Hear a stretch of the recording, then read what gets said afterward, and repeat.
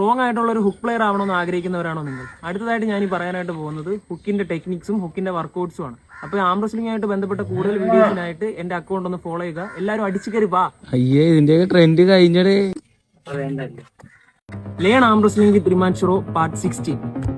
ഹുക്കിനെ നമുക്ക് മെയിൻ ആയിട്ട് രണ്ടായിട്ട് തരംതിരിക്കാം. ഒന്ന് ഹൈ ഹുക്ക് എന്നും ഒന്ന് ഡീപ് ഹുക്ക് എന്നും. ആദ്യം നമുക്ക് ഡീപ് ഹുക്ക് എന്താണെന്ന് പഠിക്കാം. അപ്പോൾ നമ്മൾ ഓപ്പോണന്റ് ആയിട്ട് പിടിക്കുന്ന സമയത്ത് നമ്മൾ ഈ പിങ്കി ഓപ്പോണന്റിന്റെ കയ്യിൽ ഒരുപാട് കയറ്റി പിടിച്ചതിന് ശേഷം സൂപ്പിനേഷൻ എന്താണെന്ന് അറിയാലോ. കഴിഞ്ഞ വീഡിയോയിലൊക്കെ നമ്മൾ സൂപ്പിനേഷൻ എന്താണെന്ന് ഞാൻ പറഞ്ഞിട്ടുണ്ട്. അപ്പോൾ ഇങ്ങനെ സൂപ്പിനേറ്റ് ചെയ്യണം. ഹുക്കിലോട്ട് കയറ്റാൻ വേണ്ടിയിട്ട് നമ്മൾ ടോപ്പ് റോൾ പ്രൊണേഷൻ ചെയ്യുന്നത് പോലെ ഇതിൽ സൂപ്പിനേറ്റ് ചെയ്യണം. പെട്ടെന്ന് നമ്മളെ ഷോൾഡറോ എൻഗേജ് ആക്കിയതിനു ശേഷം ഡീപ് ഹുക്കിന് വേണ്ടിയിട്ട് ഇത്രയും കയറ്റി പിടിച്ചിട്ട് ഇങ്ങനെ സൂപ്പിനേറ്റ് ചെയ്തിട്ട് ഇങ്ങനെ പിൻ ചെയ്യുകയാണ് ഇതിൽ ചെയ്യുന്നത്.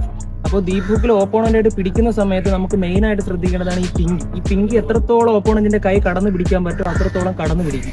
നമ്മളെ ഷോൾഡർ എൻഗേജ് ചെയ്തതിന് ശേഷം സൂപ്പിനേഷൻ എന്താണെന്ന് പഴയ വീഡിയോയിൽ ഞാൻ കാണിച്ചു തന്നിട്ടുണ്ടല്ലോ. അപ്പോൾ ഇങ്ങനെ സൂപ്പിനേറ്റ് ചെയ്യുക. അതും ജസ്റ്റ് ഇങ്ങനെ സൂപ്പിനേറ്റ് ചെയ്താൽ പോരാ, എത്രത്തോളം അടിച്ച് കയറ്റാൻ പറ്റുമോ അത്രത്തോളം ഇങ്ങനെ അടിച്ച് കയറ്റിയിട്ട് സൈഡിലോട്ട് പിൻ ചെയ്യുക. ഇതാണ് ഡീപ് ഹുക്ക്.